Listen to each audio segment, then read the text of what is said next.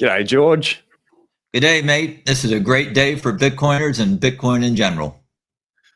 Mate, it's so insane. George, you're saying Bitcoin is about to explode when you're talking with my good friend Robin Sayer on his pod that we're approaching this come to Jesus moment.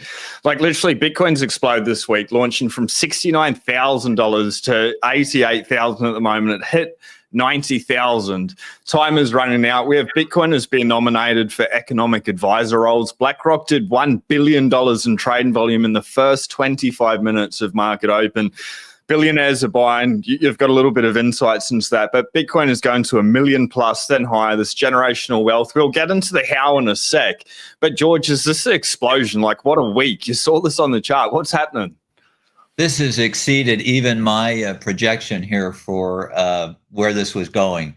In fact, when we hit 90K, I broke out the whiskey. I've already had some of it. I'm saving the rest of it for later, but yeah, I am shocked at where this is. And, you know, I've known that we're going to get here, and I've known that we're going to be beyond this soon.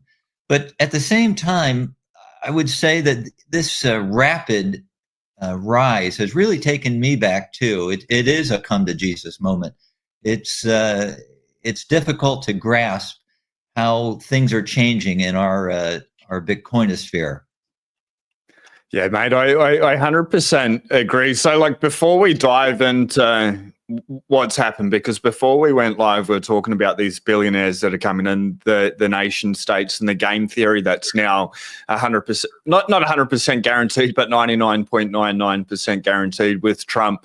Before we get into all that, maybe for a bit of context, it might help people understand, like, who you are, where you come from, what your background is, and like what your path to finding Bitcoin and how you've stacked that knowledge. And then I think as we go in and the numbers get a whole lot bigger, it may just help people make sense how you've formed your thesis for this. So I'll pass it over to you.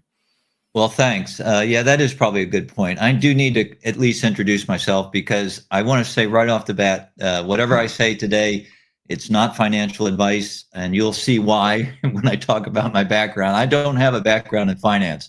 My degree is actually in marketing. I have a very unusual work background too. In fact, I didn't finish high school here in this country, ended up getting something called an equivalency diploma. I went to college. I dropped out of that. I then worked in the oil fields out west. For anybody who's familiar with the U.S., I was out in Wyoming in the oil fields during an oil boom there. That was quite an adventure. And then I became a cop. I'm an ex-cop, and I worked in a town that I prefer not to name. But anyway, it was quite a Western town. It had cowboys and Indians, and I mean real ones. I actually, in my patrol car, I worked night shift, bar closings. In going around town, I mean, I saw horses tied up to a hitching post in front of bars. There were like 8,000 college students. There were miners there, railroad workers, oil field workers, and they would all come down on Saturday night. And sometimes they put bullet holes into the bars. I'm not kidding you there. It was a rough place, but from there, I went down to Colorado. I worked underground in a mine, deep mine, not Bitcoin mining, a real mine down between 2 miles down. And I did that for a while. And as you can tell, I think by this point in my life, I could see that things weren't really going anywhere. I was kind of just really not, I was at loose ends. So I went back to college. I got a degree, and my degree's in marketing. So again, this is not financial advice. And I've often been wrong in life. I've often been wrong financially too and things, but I've got this part of it nailed, I think. And after college, I ended up going to the Navy. I went through a program to become an officer and a gentleman. It was taught by Marines. It was an interesting experience. If you've ever seen that movie Full Metal Jacket, the Marine in there, that is the Marine exact spinning image of the Marine that I had. And he straightened my ass out pretty fast. And so, I mean, he got me on track, and they turned me into a gentleman. And next thing you know, I was flying the Navy. I did really well in the Navy. I got to pick wherever I wanted to go and fly. And I picked F-18s, Hornets, If you've seen the recent Insane. if you saw the recent Top Gun movie, that is the plane that I flew, the Hornet. And then I went through Top Gun, and I became a adversary instructor for Top Gun. We flew old airplanes back in those days. We were pretending to be Russians, and so we were flying Russian type tactics, and we'd even yell out over the radio Russian phrases and stuff. It was a lot of fun. I'm telling you right now, if you want to talk about a kick-ass mission that was just like every kid's dream, is to just be given a jet and told to go out there and fly around in circles until you get sick and just have a blast. And that was great. Then I ended up flying for Delta. I ended up flying for quite a few years, and I became a captain there, flew all around the world. And unfortunately, I had a motorcycle accident about a decade ago and a brain injury. And that's another reason probably not take my advice too seriously. Although I think I'm over the brain injury, but it was pretty serious. Can I just chime in? My wife's got an acquired brain injury as well, George, and she is the smartest person I've ever met in my entire life. And listening to you, and I've listened to a bit of yourself now, I don't think it's been a hindrance in your message or your perception about Bitcoin. Well, that's nice of you to say, but I'm going to tell you something. We're going to have some people that are listening here, and they're going to be veterans, or they're going to be people that have been through some different trauma. And that injury is a really difficult thing to overcome. And there's a lot of resources out there to help you get through that.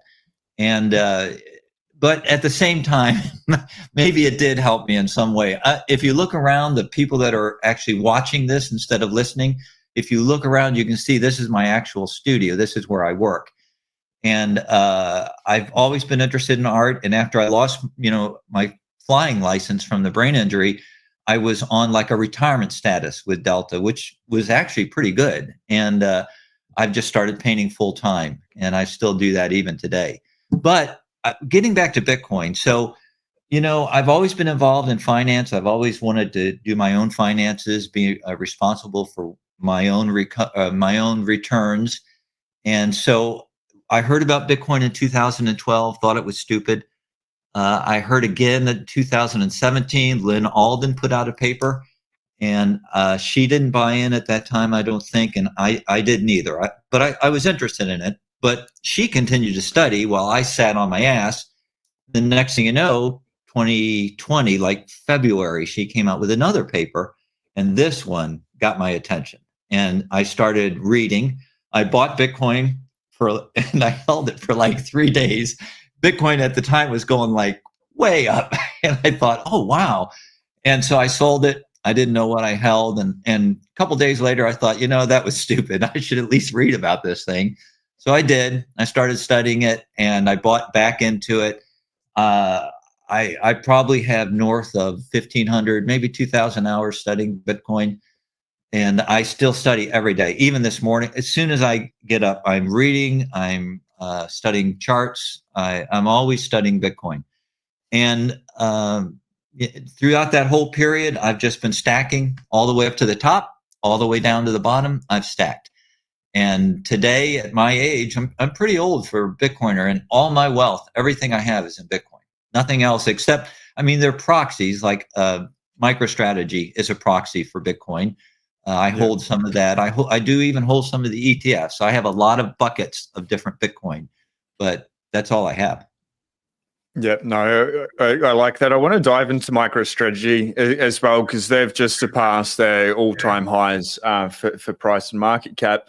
But like diving into just the number go up, let me just bring up the background. We're at $88,273. Bitcoin broke $90,000 about 15 minutes ago, USD. We could very easily see $90,000 while we are live. But somebody over the weekend, you're looking at on chain, said there's just somebody like a massive buyer coming in. Like Bitcoin price like really started this week mooning after we heard about MicroStrategy buying, but they'd already completed that, finished that. Like, what insights do you have over this weird price action that happened over the weekend? What have you gleaned? Those are, yeah, those are some really good points that you brought up there. For one thing, MicroStrategy, they bought 27,000 Bitcoin. 200. But the thing is that they ended that on, I think, like the 7th. And so they'd already ended their buying. And, MicroStrategy is smart in buying Bitcoin. They work really hard to make the buys not move the market because they don't want that slippage. They are really smart about their purchases. They've been doing it for a while. But this was different. This weekend on Saturday, really, these smash buys started. And I mean, think about somebody sitting with their thumb on a green button and they're just buying. I mean, they're talking, we're 50, 100 BTC Bitcoin purchases at one time. That's very unusual. And another thing that's unusual is it's on the weekend. And traditionally, well, let's put it this way. In the last 6 to 7 months of this chop solidation period, that weekend, it really hasn't been very volatile. This is a different scenario here. So it happened on the weekend. It was unusual buying behavior. And I do personally think it's a sovereign nation, which blows me away because when I was talking about a come to Jesus moment, if you would have asked me a sovereign nation, now I'm not talking about a sovereign wealth fund, or I'm not talking about some of the other big entities. I'm talking about an actual country that's putting it on their treasury asset. And I think they are. UAE has been mentioned. That's, I don't know if you're familiar with them, but they have like seven emirates. Yep. And of course, a ruler and also a finance minister. But if they're on board, they've got the juice to do that. And here's the thing. If you don't care about slippage, if you're just sitting there pressing a buy button and you don't give a shit, what that really means is that you are somebody that has either a printing press or you've got so much money behind you, you really don't care. And I honestly think, I really think this is because of both Senator Lummis announcing the SBR, the Strategic Bitcoin Reserve, and soon to be President Trump doing the same thing at the Nashville conference on Bitcoin. Basically, what they did is, if you could have told just the U.S. that, hey, we're going to do this, but not let anybody else know, that would have been great. But now that the cat's out of the bag, people know this. You're going to see any nation that's smart that has either a printing press or the assets or the reserve or the hydropower like Bhutan, they're going to be going full bore in getting Bitcoin. And so it really took me back, and I am very interested to see what the announcements are coming out here in the next day or two, and we'll see. Yeah, I agree with that. Something that we were talking about before we went live, George, is by Trump, like Bitcoiners were just on X, on the internet, on Reddit, on Medium for years and years and years, memeing, shit posting, to be honest, being like, Bitcoin's going to be the global reserve currency of the world. The US needs Bitcoin as a strategic reserve asset. David Bailey got into President Trump's ear. And then Trump announces it, even if he had no intention to do it or not. He tested the water a little bit, got an amazing response from Bitcoiners. They're like, this is absolutely great. Bitcoin's this Trojan horse, absolutely 100%. Accept it, bring it in, make a strategic reserve asset. But he saw it as like a political move. He went out there, he announced it. But, like you're saying, to announce it to the world is probably like the worst thing for the states. If you really wanted to accumulate a lot, you wouldn't say anything. You'd just do the action. But then by announcing it, it's made other like sovereign nations start to front run and even say, hypothetically, Trump had zero intention to buy Bitcoin and make it a strategic reserve asset. He was just using it for the political votes, which he got, which put him in there. Now those other nation states are front running the US. I'd like to know your thoughts. Like for me, it looks like there's no way that he can't do it now. Maybe not to the extent of 1 million Bitcoin, maybe to the extent of 1 million Bitcoin. Like they've got the money printed, but like, how do you see this game theory playing out now? I think it's just escalated. That's a great point too. There's two things here. For one, when I say it would have been nice if we could have done that without announcing it. And other nation states are going to follow. That doesn't mean that other nation states haven't already been accumulating Bitcoin. There are countries that I think that have probably been doing it on the side that we're not aware of, or at least we suspect, looking at some of the hash origin, maybe like Russia. But at the same time, this puts the onus on our country now. We've made a commitment here. It's like we've crossed the Rubicon. We can't go back. We are approaching an event horizon, and this is going to have to go forward now, or we're going to be left behind. Yeah. One of the things that you're saying with Robin Sayer is you used an analogy, George, about the train leaving the station and people basically need to get on. We're all screaming, the train's leaving, the train's leaving, the train's leaving, and they just see that it's waiting there. It hasn't moved. But now it is starting to leave the station. It is starting to roll out, and people are going to be left behind. So you had like a message that people need to stack like a psychopath. What do you mean by that? Like, Bitcoin's never been more expensive in human history, apart from 35 minutes ago when it was at 90K. But apart from like any other time over the last 16 years, we've never been so high. Some people are going to think it's too late. But I guess, like, what's your message for new people entering the space? If people have been here for a while, they understand that it's so cheap, the risk to reward's so good. But I guess, like, what's a level-headed way to be able to explain it to someone that is in a different demographic age group than myself? I think that could be very helpful for people out there. Well, let's talk about that for a minute. So I understand why people think that it's expensive, but how you get around that is you study the asset, you understand it, and you're going to have to anyway. When I say the train is leaving a station, I mean it exactly. We have limited time left here. We've known this is going to happen, but it's happening much faster than I thought it would. When you're on a train, like for instance, you and me, we're on the Bitcoin train. We've got our tickets. It says Bitcoin on it. We're on the train. We're sitting down. But there are all these people out there on that platform that when we look through the window, they're just standing there. And when you have people that you love or your friends, you want them to be with you. You want them to get on board the train. And the thing is, when I say that institutions are arriving, I can prove that to you. And they're coming, they're here. And, they're big. When they get on board the train, they take up 5 seats. And you're going to be competing against every one of them pretty soon. There are 1,700 C Corps in this country, corporations.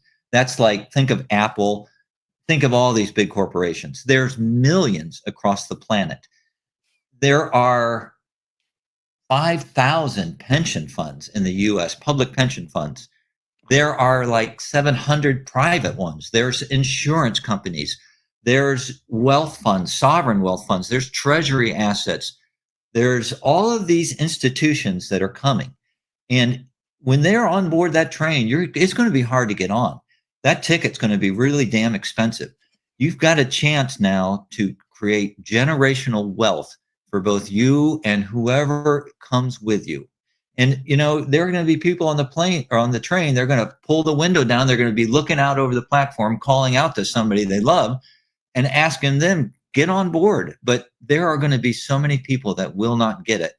And so it's up to you. You are the one who has to understand Bitcoin, stack like a psychopath right now.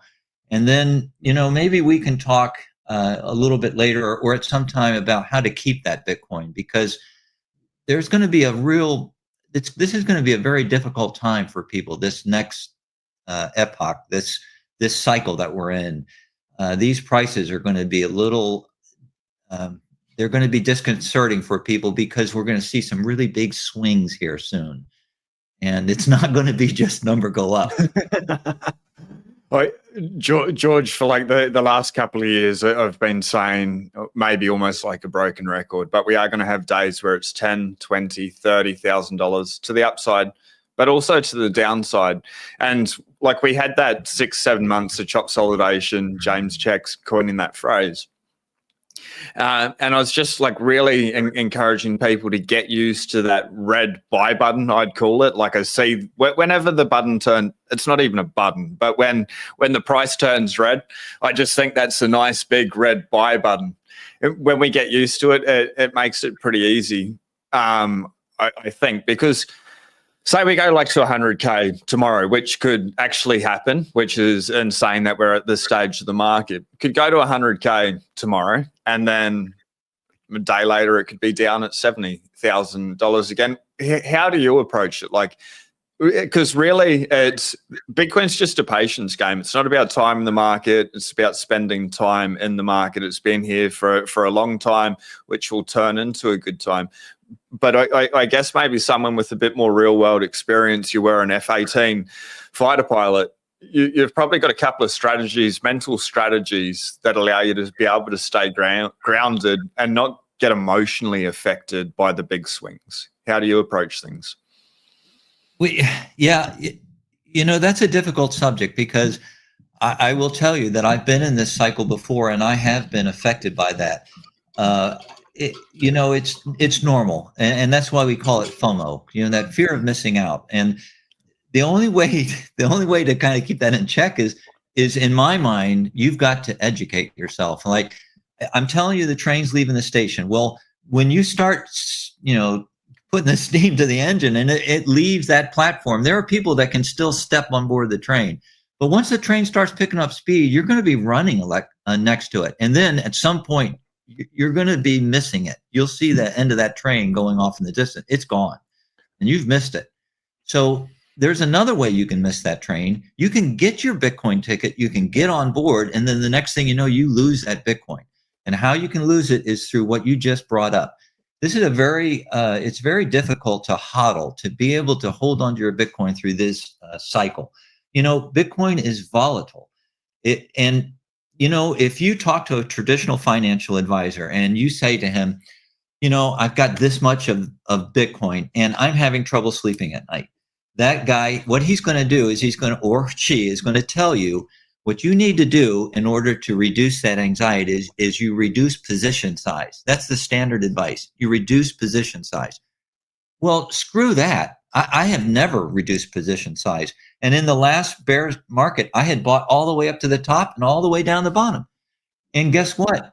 I kept buying. And there were times when I would sit there or lay there in bed staring at the ceiling and wondering, gee, if I made a great mistake here. And how I got through those times was through education. I never stopped learning about Bitcoin. I still am doing it today. If you want to be able to hodl, you need conviction. And if you're going to build conviction, the only way you're going to do it is by studying. You should be studying everything that you can about Bitcoin.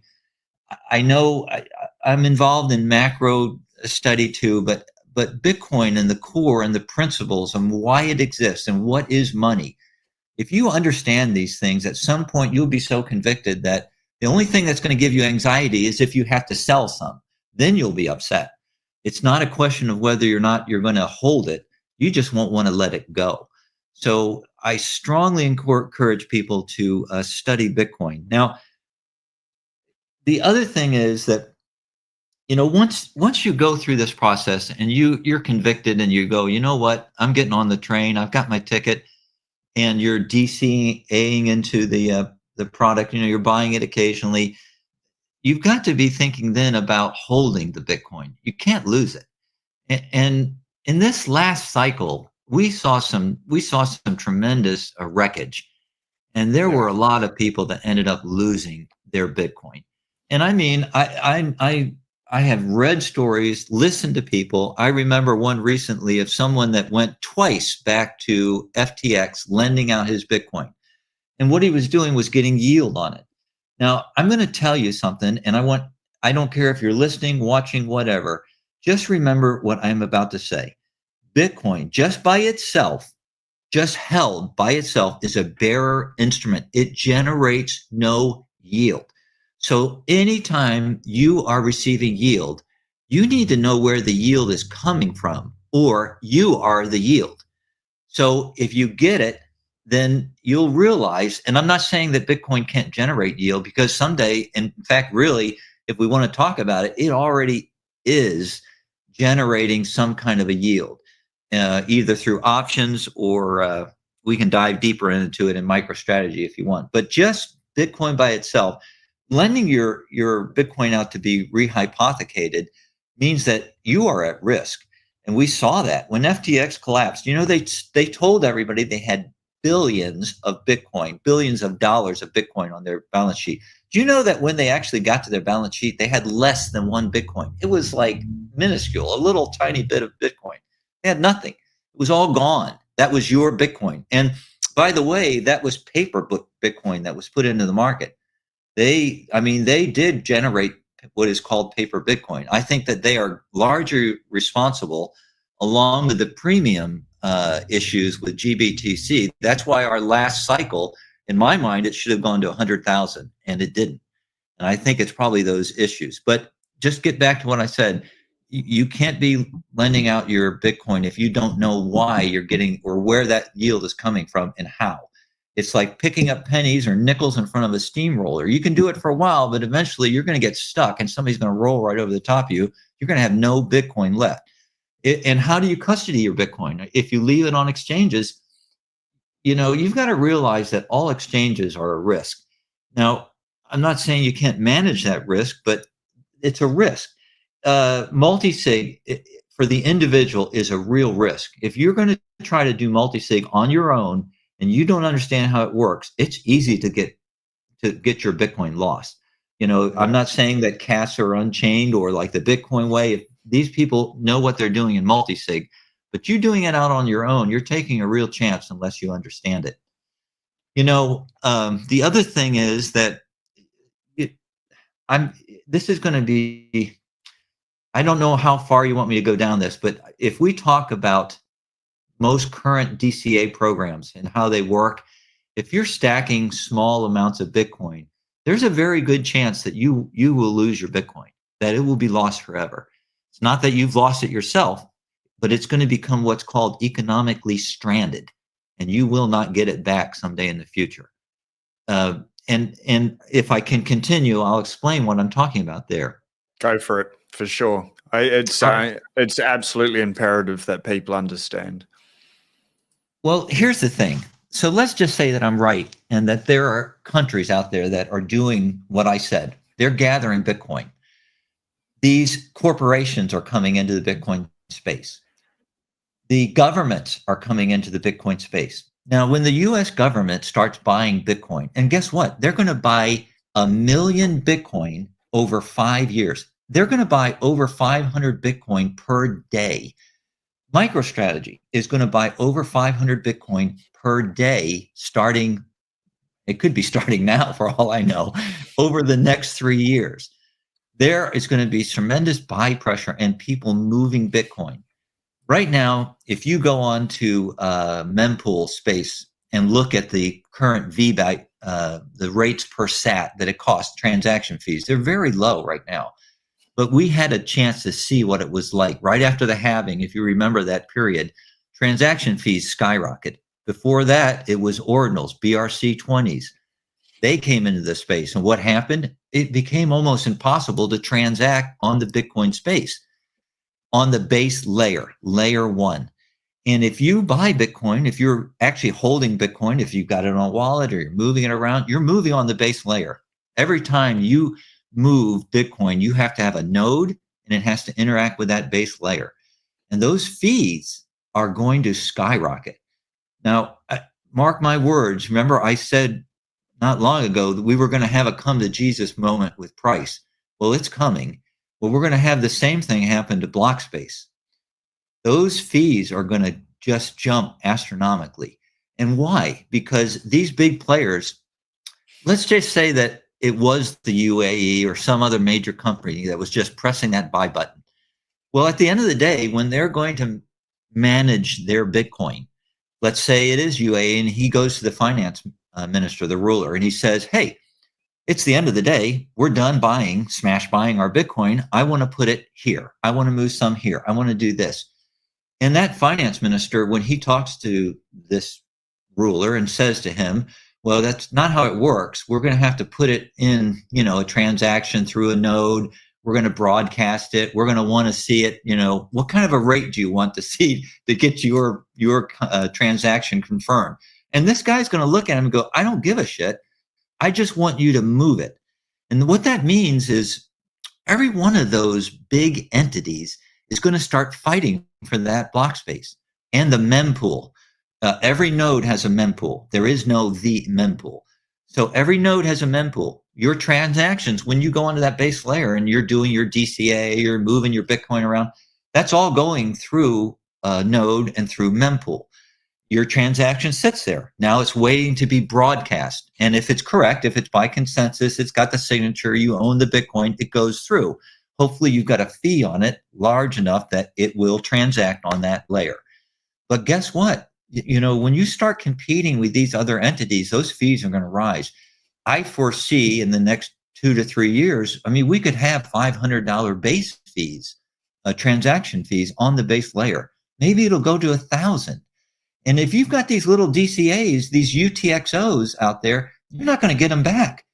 So what you need to do, and I'm not saying this is financial advice, and remember my background, but I am saying this. If you've got all these small amounts of Bitcoin spread out all over the damn place, these UTXOs, we call them, you need to know how to get those things consolidated. You need to, right now, while the fees are low, you need to get them consolidated. What does that mean? If you don't know how to do that, and it's easy, you can go to BT Sessions. In fact, I can even pass a link later if you don't have it yourself. But Ben Sessions on BT Session has a superb tutorial with instructions on it for many different wallets to show you how to go about getting your Bitcoin consolidated. Another great university, Bitcoin University, is a great resource too. Matthew Kraters, he has a wonderful section there. It'll take you less than 2 to 3 hours of study before you understand what you need to do. But don't delay. And then the next question is, you're going to ask me, you're going to say, well, George, what size? If I've got all these little UTXOs and I'm putting them in a little pot or a big melted cube, what am I putting them into? Is it going to be 1/10 of a Bitcoin? Is that enough? Should I try to strive for more? What if I can't get up to 1/10 of a Bitcoin? If you can't get up to 1/10 of Bitcoin, try and consolidate your UTXOs into as much as you can get. Right now, because Bitcoin's price is moving so quickly, I see, if you can get to maybe 0.1 BTC in these consolidated UTXOs, you probably are going to be okay. Now, I've actually gone a little bit higher because I don't intend to transact on the base layer except very rarely in the future. So that also is a concern. Some people will tell you security is a concern when you consolidate, but I'm not going to address that today. Let's just leave it the way it is.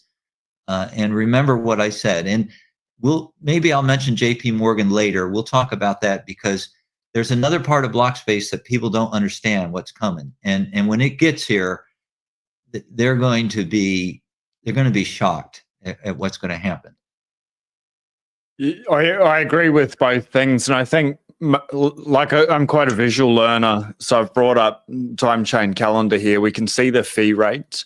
We can see any time as 4 sats per VByte, which is pretty consistent. It's been as low as 2 to 3 in the last week, but this priority fee just over the last minute went from 4 to 5 to 6. So it's continuing to go up. And then the other point you're making, George, is the mempool.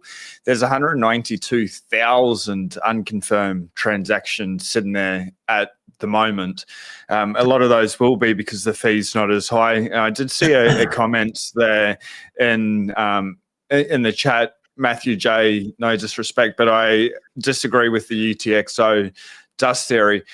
I guess it's probably a good way to be able to transition into JP Morgan block size and stuff. But for me, I rather prepare for the worst and then hope for the best. It may or may not happen. Fees may or may not go through the roof. But if they do go through the roof and we haven't taken action now today, then it's too late. And it's really... It doesn't take much, a little bit of time, like you're saying. Ben Piran on BTC sessions, or people can reach out to the Bitcoin Way if they want knowledge and help to be able to have someone guide through. There's a link top of the description. The first 30 minutes is free through the Bitcoin Way. But there's no reason not to do it. Like just sort out your UTXO management. And then if they're combined, if you have a problem with security, talk to the Bitcoin Way. But otherwise, just do it. So let's flick into JP Morgan and block size and stuff, because the blocks are very limited, and we're starting to get to that capacity now.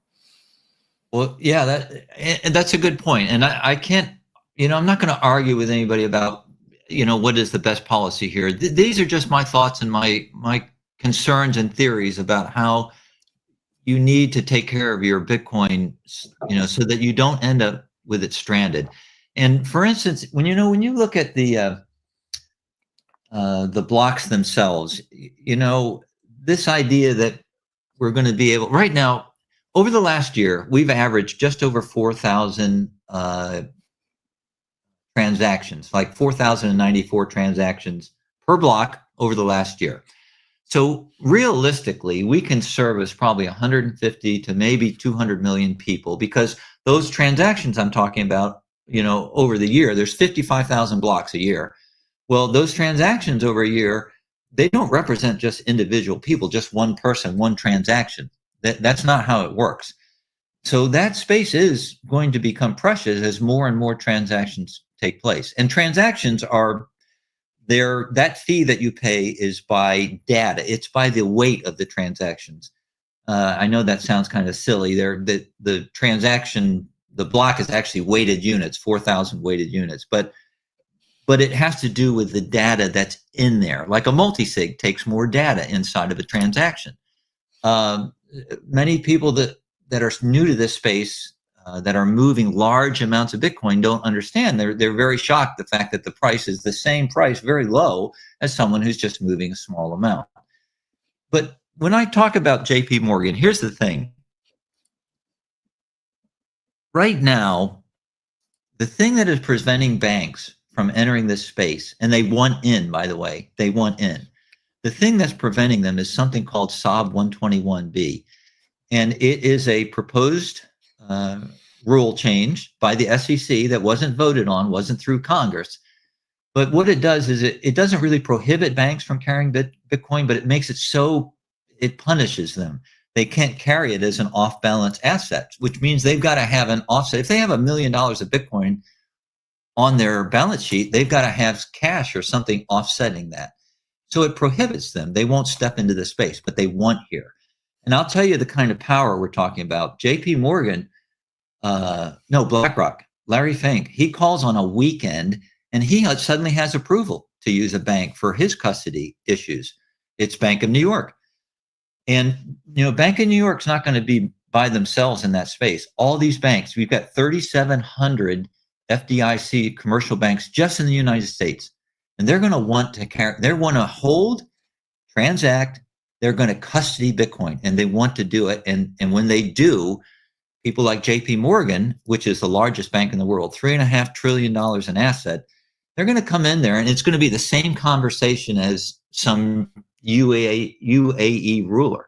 The conversation is going to be Jamie Dimon, and he's going to be saying, you know what, we're custodying Bitcoin. We've got, $500 million worth of Bitcoin. I want to move it this evening, or move it anytime. And when that clerk calls up to him and says, well, that's not how it works, that's not going to be acceptable to them. They're going to demand that space, and they don't even give a shit what they pay for it. They want the transaction to go through when they want it to go through. They're going to be settling. And when you're settling accounts, you're going to want that transaction to go through. So what's going to happen is,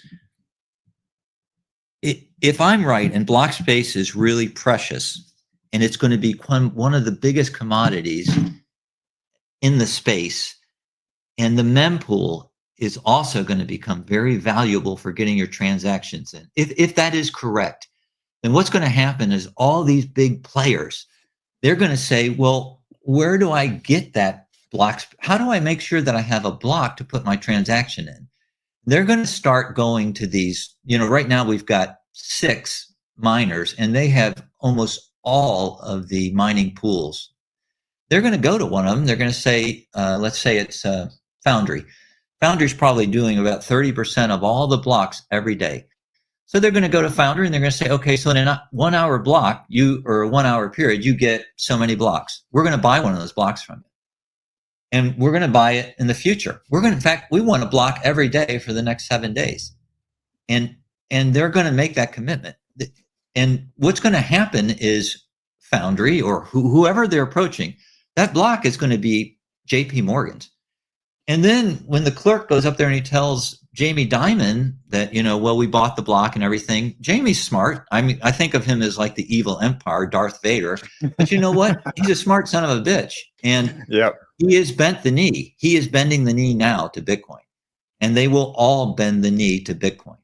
And what's going to happen is he's going to sit there and he's going to be thinking like this. And he's going, what do I need that fucking miner for? I don't need him. And what I really need is I need that block. And how do I get that block? I'm going to start mining my Bitcoin.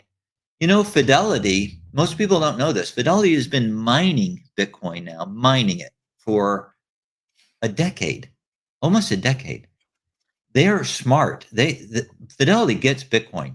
Fidelity doesn't use Coinbase for their custody solution either, for their ETF.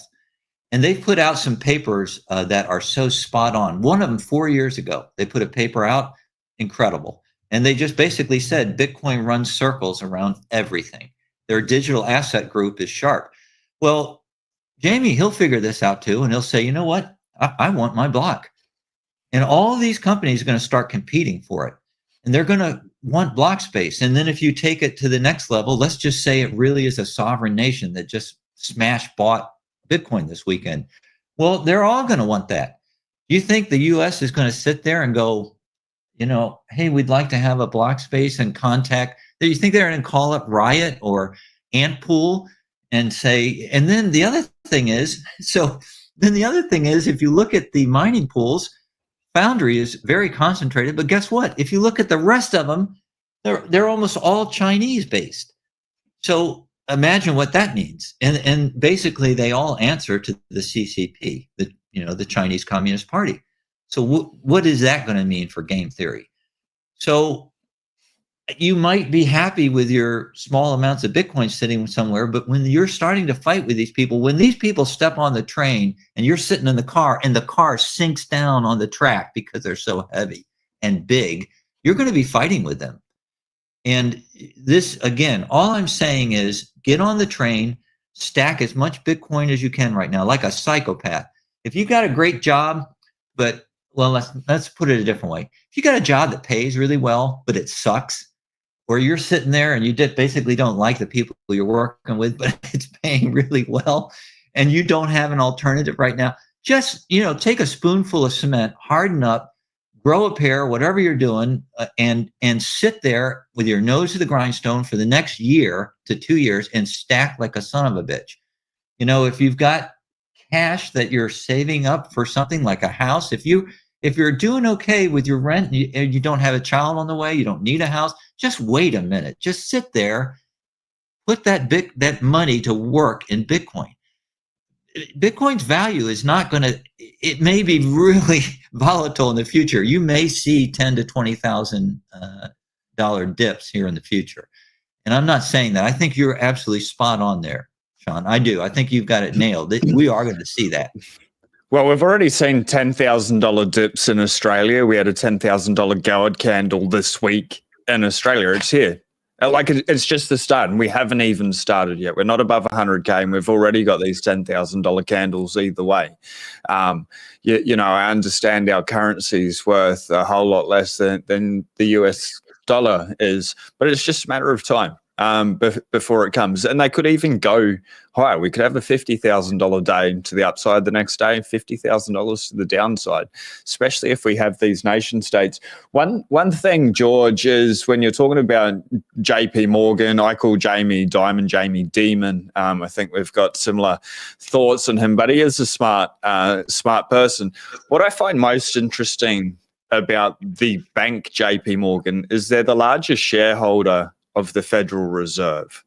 which is pretty interesting as Trump's starting to talk, or Elon's reposting about in a roundabout way to end the Fed. Jamie's been a vocal advocate against it, but Jamie's not going to want to lose his power or his standing within, like with President Donald Trump. Like, how do you see that playing out?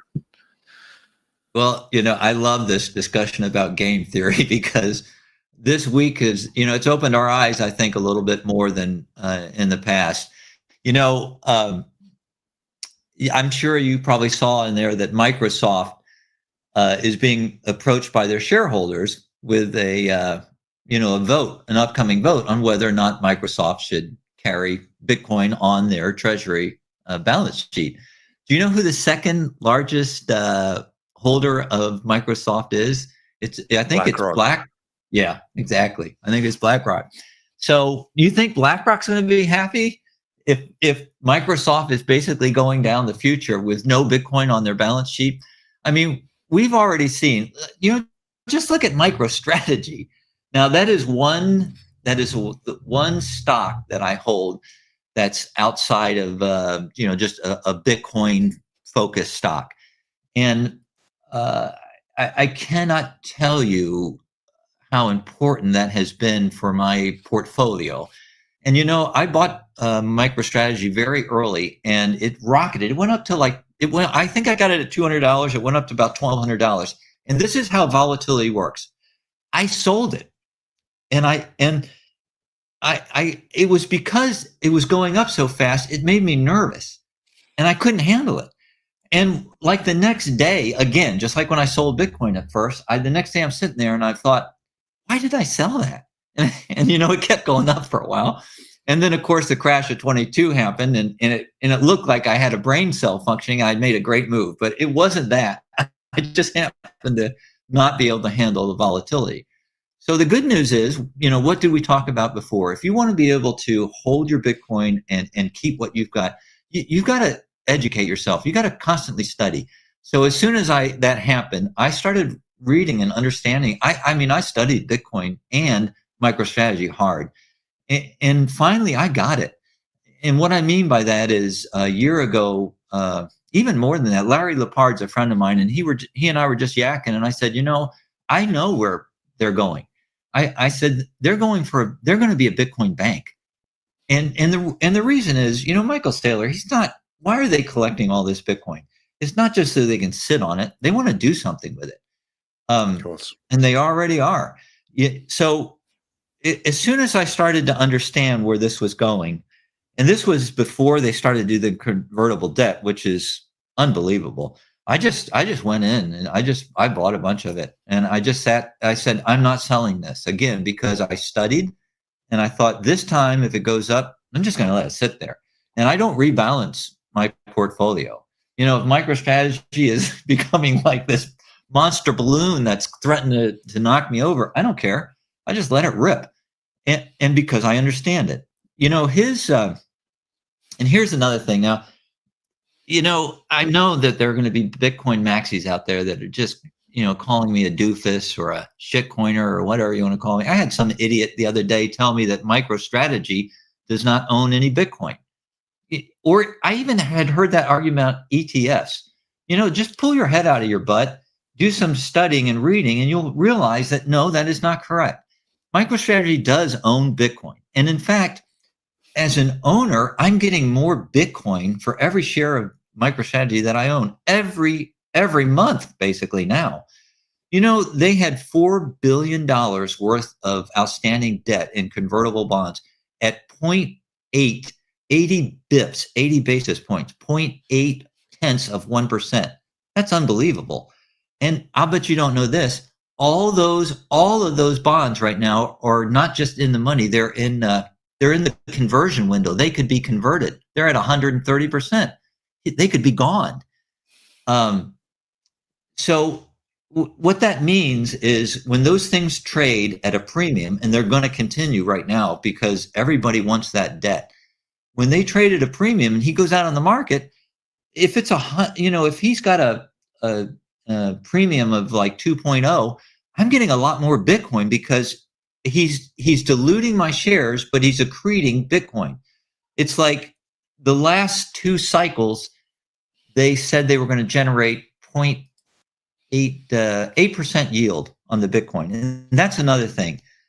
I said you don't get yield on Bitcoin, but I mean, they've broken the code. The way they're doing it, I am getting yield. For every 1 Bitcoin at 8% yield over 6 months, I get 1.25 more. I've got 1.25 Bitcoin, not one. I got an extra 0.25 Bitcoin. Now his yield for this last year is 17% from year to date.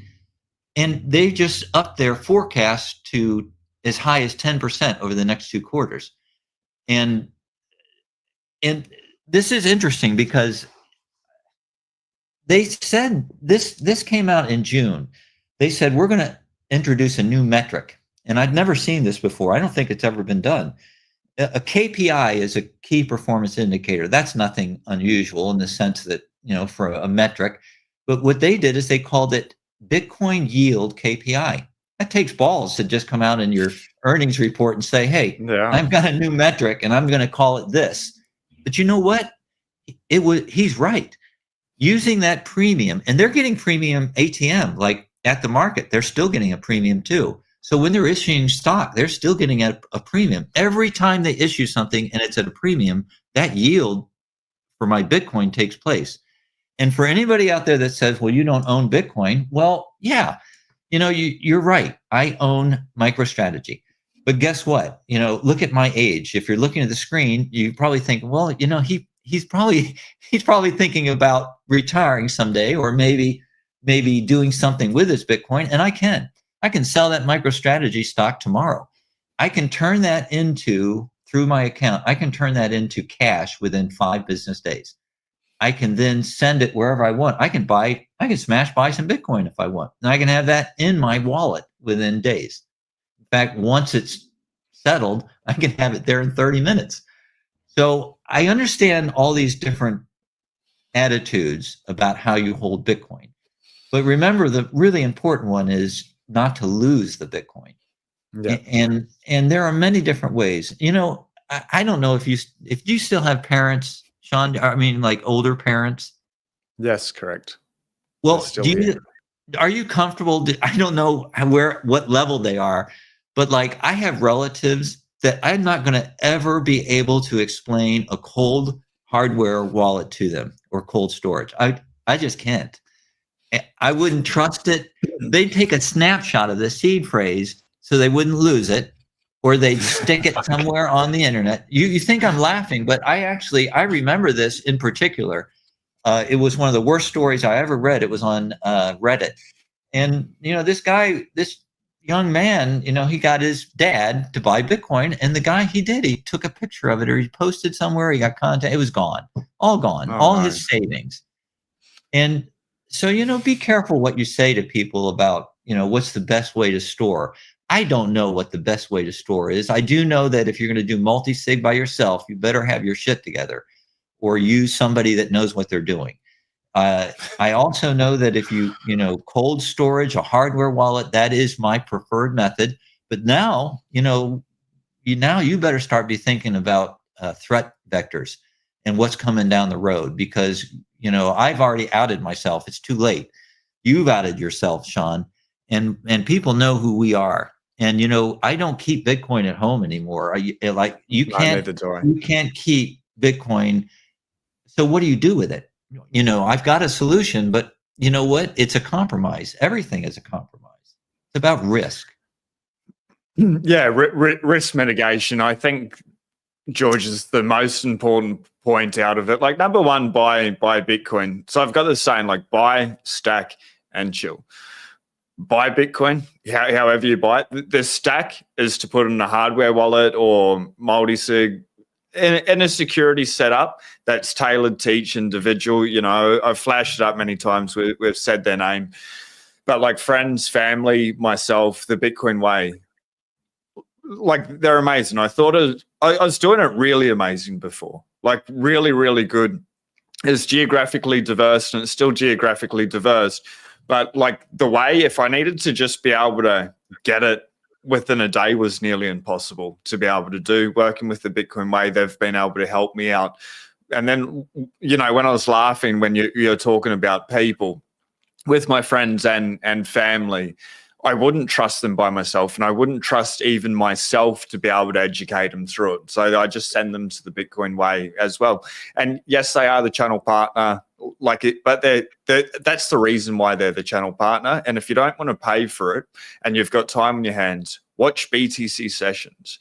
But just sort it out. It's getting absolutely insane. It's getting scary. We've got a couple of minutes left.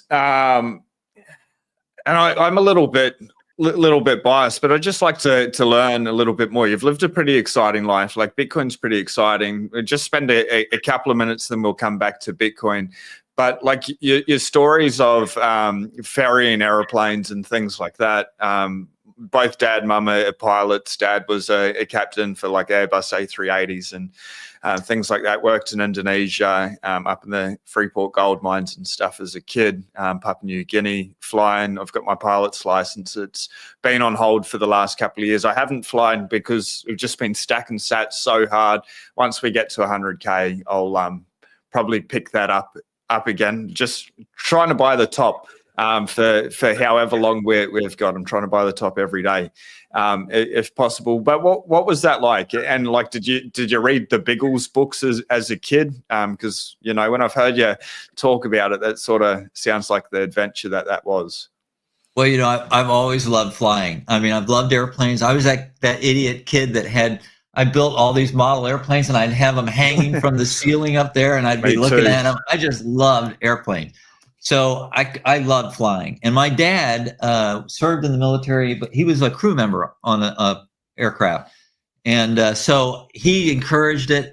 My mom and dad said, we'll pay for you to get a private pilot's license. It was pretty cheap. It was like $700. So I got that. I was 17 years old. I got the private pilot's license. But then, what are you going to do with it? Well, I wanted a commercial license, and you have to get time to do that. So like I said, I found a guy. I figured out, I thought, well, how am I ever going to get all these hours? I need 250 hours of flying time. So I found a guy that was not too far from me out in the plains of Colorado. And he was like a used car dealer with airplanes. So he'd buy planes sight unseen. And then he'd send me, a 17-year-old kid, he'd give me a bus ticket. And I'd take a bus to the plane and then get in it and take it home. And the very first mission I ever went on with him, he gave me a bus ticket, and I got out there, and it was outside of Chicago, and it was a grass strip. I'd never taken off on a grass strip. Wow. And I thought, well, I'm sure it's similar. It's probably just going to take a little longer. I didn't know anything about the plane. I was standing in front of the plane, and I completed the transaction with the guy, and I gave him his check. I got the paperwork, and I got in the plane. And I thought, man, I had to get the owner's manual out, and I was reading about it. I was like reading how to start it, how to get going, how fast to fly at the best cruise speed for gas. And I found out where the gas thing was. And so I take off, and I got out of the grass strip okay, and I was heading east, and I'm basically just flying by roads and a couple of VORs and stuff. And I got so lost. Remember, this is the first time I'd ever flown for him, and really far ways and stuff. I got so lost that I had to go down real low, and I found a water tower in a town. And I was circling around the water tower trying to read the name of the town on the water tower. Wow. And then I found it. And then I got on the map, and I was looking at the map trying to find the name of the town. And I thought, oh, there it is. That's where I am. I came this close to running out of gas. I actually got so lost that when I landed, the plane quit running on the taxiway, and they towed me over to the gas pump. So that was my first experience, and I thought, I got to do better at this, and I did. By the time I was done with him, I was getting better at it, and I got my hours. And then, of course, after that, I got in the Navy, and it just so happened they needed pilots. Flying the F-18 was a blast. I mean, that was just a kick-ass time, going into burners and launching off the carrier. The problem, launching off the carrier is a blast. So you're sitting, see your seat you're sitting in, picture your seat, and you're sitting there in the cockpit, and you're going to go in your seat from where you're sitting to like maybe less than a football field. You're going to be doing 150, 160 miles an hour at the end of it. So it's fun. It's really fun. You just put your head back, and go. But coming back, that's not as much. That's not as fun. And, nighttime coming back on the carrier, that's kind of scary. In fact, I'm not going to talk about it now, but I scared myself so bad once that I never was the same the rest of my career at night.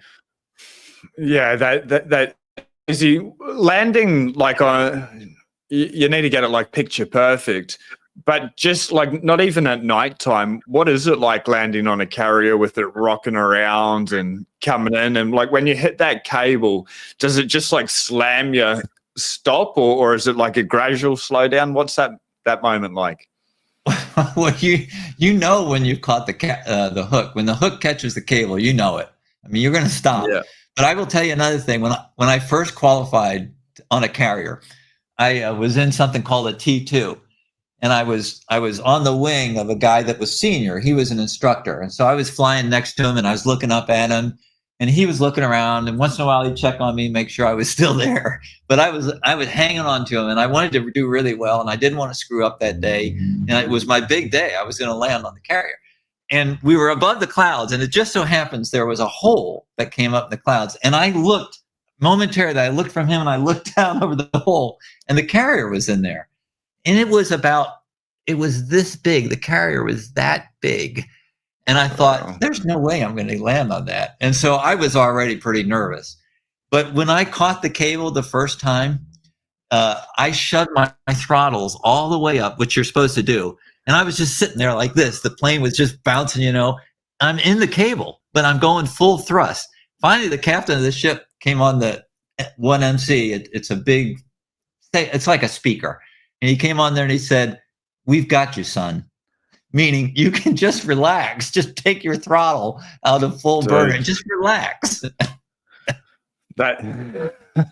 Mate, that's holy cow. We're gonna have to do another talk and just dive into the adventures, Well, we can, and I'd love to. I'll tell you something. I've got a great example of working underground as a miner that makes a very clear understanding of what is risk. And so, because risk is something, like I said, if you talk to your financial planner, he'll tell you just if you're upset, get rid of your position size. So there are different ways to manage risk. Risk's everything. Yeah, we'll dive into that. Let me hand the floor over to you. We'll give you 1 minute. Just the most important things. Like in this video, we've talked about Bitcoin's going to $1 million sooner rather than later. From there, it's going to continue to go up. The game theory that nation states have now kicked off with one another is going to continue to escalate. Billionaires are coming in. There's some very strange price action with somebody just smashing the buy button over the weekend. Cynthia Alumnus talking about a strategic reserve asset possible in 100 days. All these corporations with SARB 121, it's going to be able to change very quickly and allow more mass adoption. So like we covered a lot today, George, but just for a minute, like the most important point that you believe at this stage. Well, let's we're at the end of the thing here, so I'm gonna pour myself another shot because today's a great day. Bitcoin touched $90,000 today. So for all my fellow Bitcoiners out there, all of you people that have hodled, that have still got your Bitcoin, and if you were out there stacking like I was, you know what? Here's to you. I mean, let's celebrate this day. And the other thing is, be kind to other people. There are going to be a lot of people that are going to be struggling here going forward. The reason Bitcoin is doing so well is because a lot of the rest of the world is not doing so well. And, your friends, your family and stuff, if you haven't already alienated them, if you're still invited to Thanksgiving, then you should really think to yourself about, maybe not making amends, but just being patient with people. And if you're in a position to do like I did, if you've got the ticket and you're going to board the train, you get that generational wealth. My kids and they're my son and daughter-in-laws. Like, we've got quite a few kids. Not many of them got it, and it's been really difficult. And for them, you know what? I just figure when I'm gone, when I pass and I'm gone, then at the end of the reading of my will, those kids, they'll look down, they'll have a ticket. There'll be a ticket waiting for them. And if you can do that for the people you love or your friends or whatever going forward, you need to do that. And with that, that's all I got to say. Yeah, well, the last thing that I'd like to say, and it's like one of the points you made earlier, if you are watching this and you're new to Bitcoin, you've been here for less than 12 months, and you haven't achieved your big stack goals, and you think your job's absolutely bullshit, but it's paying good, my advice is just, and it's your life, do whatever. But like George was saying, if you can just go as hard and stick it out for as long as possible and stack for 4 years or for however long we can still buy Bitcoin, like, we've got just such a short opportunity. But because you hate your job and it's bullshit, and Bitcoin's going to continue to get more and more expensive over those 4 years or whatever time period you are in that bullshit job, try to be able to find out how that job can benefit you for like your next move in life, whether that's going into employment that pays well, but you're learning skills, or you're in employment where you've got more time, where you can listen to podcasts, or you can learn on the job in some other way and stack those skills up so that in 4 years' time or whatever, and you've got the wealth behind you of Bitcoin, will allow you to be able to take a chance. But there's no point having all this wealth and then not having the skill set to go bigger and better than before, especially if, like, in 4 years we can still buy Bitcoin. It's going to be way higher than it is now. So you want to be able to have a skill that you can put to the market to be able to create more value to people, and then be able to stack even more Bitcoin. And like, however long it lasts, while we've still got Bitcoin, it's still cheap. But then, like George's original point, if you're new, just go like a psychopath. It's not financial advice. Yes, it takes a little bit of time to read the books and go through. Bitcoin Evangelism's a good first book, followed by Parallel. It's the second book by Brian Zeman. You can get them off Amazon, Audible, whatever way you learn. Please, you've got an opportunity. Bitcoin's not about getting rich quick. That will happen. That's just a byproduct. But it's what Bitcoin's doing, and we are getting to a place where Bitcoin is truly transitioning to the global reserve currency. That still may not play out for another 20, 30, 40 years. But that Overton window has shifted. George, it's been such a pleasure, mate. And cheers and well done. 90K today. It's been. Cheers to you. Those are great words to end on too, by the way. I agree 100%. Let's go, everyone. We'll see you tomorrow. Smash the subscribe button. That Mark Moss video will be dropping tomorrow or Saturday. If Mark doesn't drop tomorrow, I will see you live. Peace. And do something nice for yourself, for somebody else out there. Catch you guys.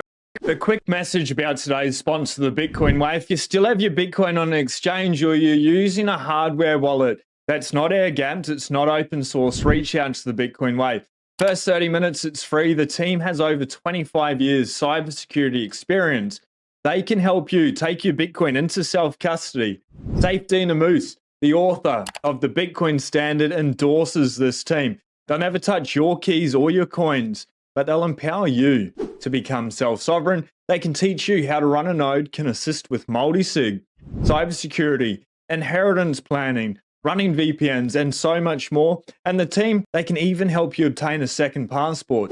Bitcoin, it's generational wealth. Learn the skills today. I've put a link at the top of the description. And again, the first 30 minutes is free.